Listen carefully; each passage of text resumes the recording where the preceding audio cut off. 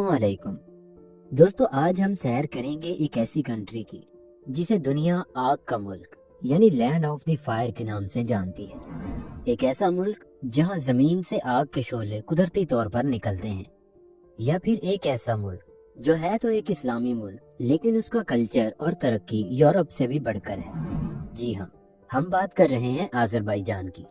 एक ऐसा मुल्क जिसकी सरजमीन न सिर्फ कुदरती वसाइल से मालामाल है, बल्कि यहाँ के लोग भी अपनी मेहमान नवाजी और सकाफती रवायात के लिए जाने जाते हैं। और क्या आप जानते हैं कि आज़रबाईजान पाकिस्तान की इतनी ज्यादा इज्जत क्यों करता है? इन तमाम सवालात के जवाबात जानेंगे आज की वीडियो में।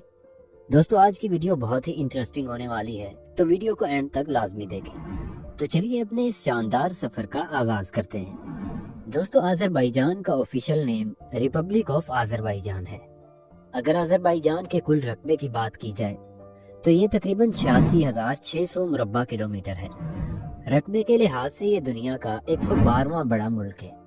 अगरचे ये रकबे के लिहाज से एक दरमियाने साइज का मुल्क है, लेकिन इसकी जोग्राफियाई अहमियत बहुत ज्यादा है क्योंकि ये मुल्क यूरोप और एशिया के दरमियान वाक़ है। दोस्तों, आज़रबाईजान के हमसाया ममालिक की बात की जाए तो ये शुमाल में रशिया से जुड़ा हुआ है, मगरिब में जॉर्जिया और आर्मीनिया इसके हमसाए हैं, जुनूब में ईरान इसका बड़ा हमसाया मुल्क है, और मशरिक में ये कैस्पियन सी के जरिए पानी की सरहद रखता है, जो इसे बहरी लिहाज से भी एक खास अहमियत देता है।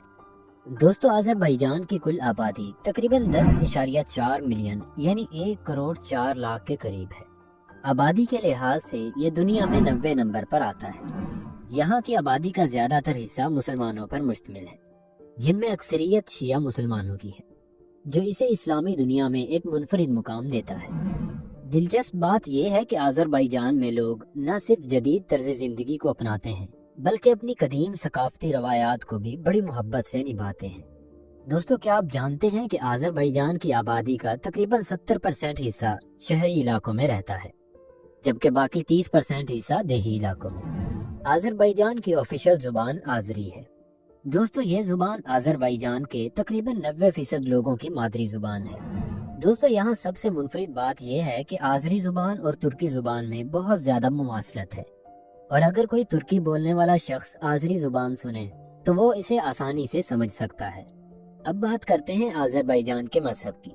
दोस्तों, आज़रबाईजान का ऑफिशियली तौर पर कोई भी मजहब नहीं है, लेकिन आज़रबाईजान का सबसे बड़ा मजहब इस्लाम है, और यहाँ की तकरीबन 96% आबादी मुस्लिम है। इनमें से तकरीबन 83% शिया मुस्लिम है, जो आज़रबाईजान को दुनिया का दूसरा सबसे बड़ा शिया अक्सरियती मुल्क बनाता है। इसके बाद तकरीबन 15% सुन्नी मुस्लिम है, जो ज्यादातर शुमाली और मगरबी इलाकों में रहते हैं। उसके बाद तकरीबन 2% ईसाई है, जिनमें ज्यादातर ऑर्थोडॉक्स चर्च के मानने वाले शामिल हैं, खासतौर पर रूसी और जॉर्जियाई कम्युनिटीज के लोग। उसके बाद 1% दीगर मज़ाहिब या गैर मजहबी अफराद हैं, जिनमें यहूदी और दीगर अक़लियतें भी शामिल हैं। अब बात करते हैं आज़रबाईजान के लोगों की। दोस्तों, आज़रबाईजान के लोगों का मिजाज बहुत ही दोस्ताना और मेहमान नवाज है। ये लोग अपनी रवायात और सकाफत से गहरी मोहब्बत रखते हैं। दोस्तों, आज़रबाईजान एक ऐसा मुल्क है जिसके बारे में बहुत सी अनोखी, दिलचस्प और हैरत अंगेज बातें सुनने को मिलती है। तो आइए इनमें से चंद एक का जिक्र करते हैं। सबसे पहले बात करते हैं आग का देश। दोस्तों, आज़रबाईजान को आग का देश क्यों कहा जाता है? इसकी वजह है यहाँ के कुदरती तौर पर जलते हुए शोले। यानार दाग एक ऐसी जगह है जहाँ जमीन के नीचे मौजूद गैस की वजह से आग मुसलसल जलती रहती है और ये कभी भी नहीं बुझती। ये कुदरती शोले सदियों से ज़ायरीन को हैरत में डाल रहे हैं। दोस्तों, क्या आप जानते हैं कि आज़रबाईजान वो जगह है जहाँ दुनिया में सबसे पहले ऑयल फील्ड की बुनियाद रखी गई? आज़रबाईजान का दारुल हुकूमत बाकू, इसको कभी दुनिया की तेल की राजधानी कहा जाता था, और 19वीं सदी में यहाँ से तेल की पैदावार ने दुनिया भर को हैरान कर दिया। इसके बाद बात करते हैं कैस्पियन सी।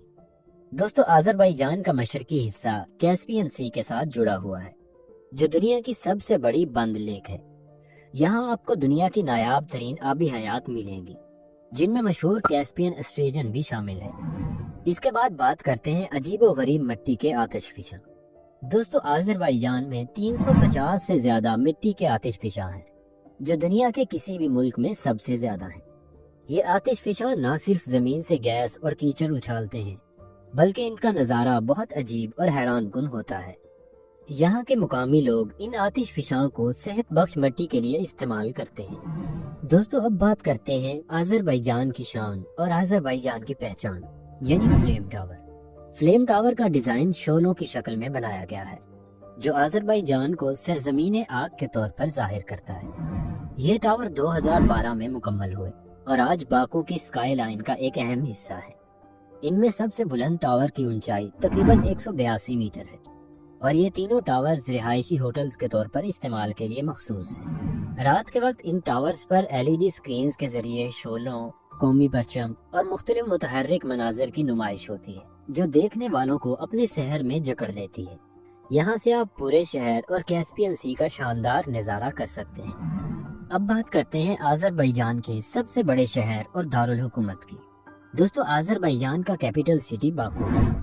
یہ شہر نہ صرف ملک کا سیاسی اور اقتصادی مرکز ہے بلکہ یہاں کی تاریخی اہمیت بھی بہت زیادہ ہے۔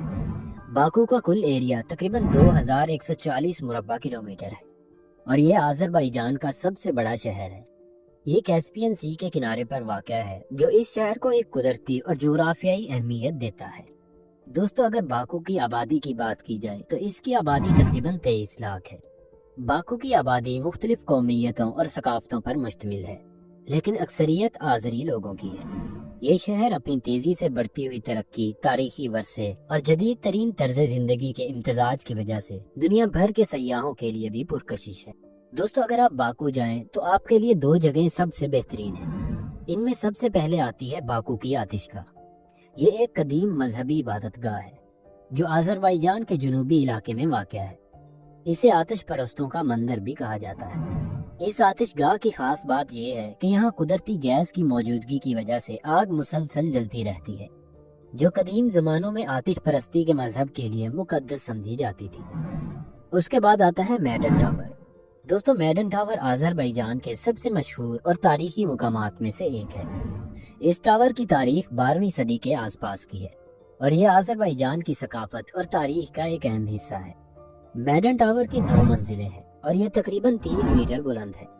یہاں سے پورے شہر اور کیسپین سی کے خوبصورت منظر کا لطف اٹھایا جا سکتا ہے۔ اس ٹاور کے بارے میں مختلف افسانے اور کہانیاں مشہور ہیں جن میں ایک یہ بھی ہے کہ یہ ٹاور کسی شہزادی یا بادشاہ کی بیٹی سے جڑا ہوا ہے جسے اس ٹاور سے گرا کر مارا گیا تھا۔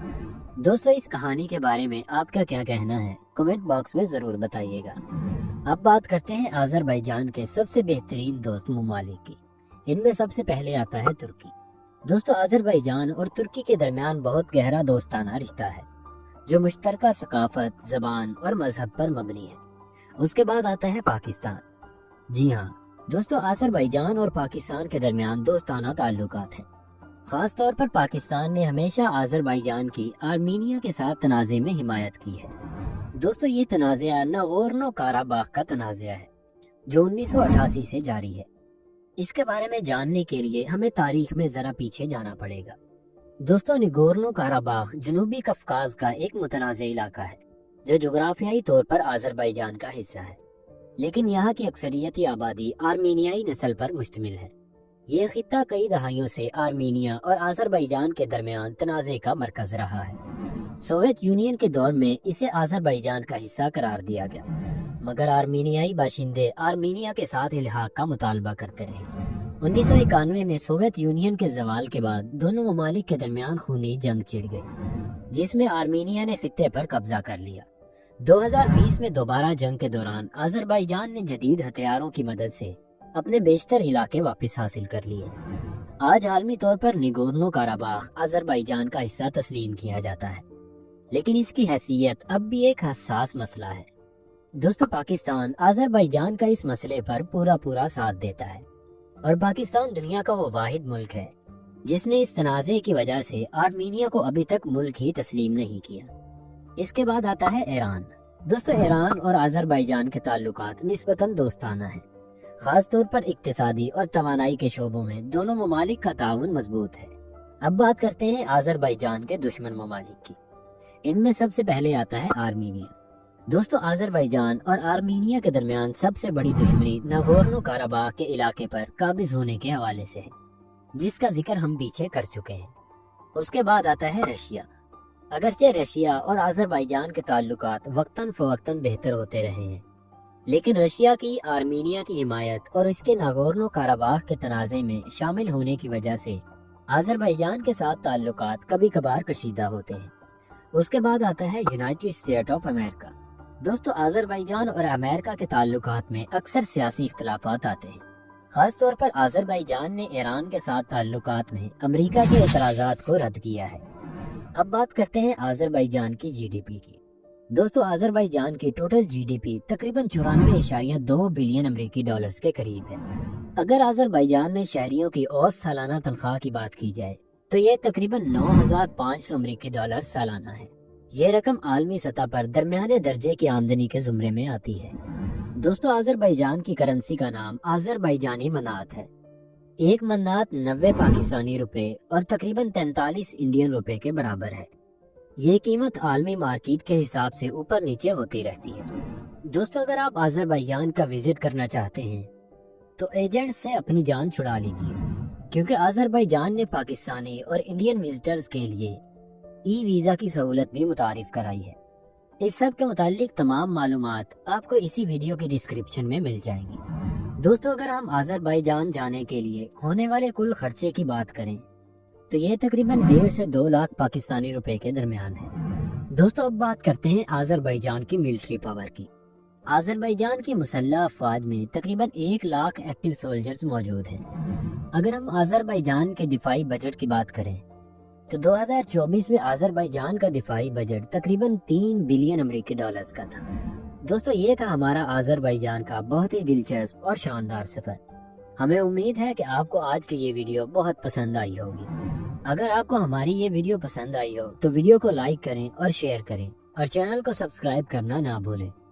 اپنا بہت سا خیال رکھیں، ملتے ہیں اگلی ویڈیو میں، تب تک کے لیے اللہ حافظ۔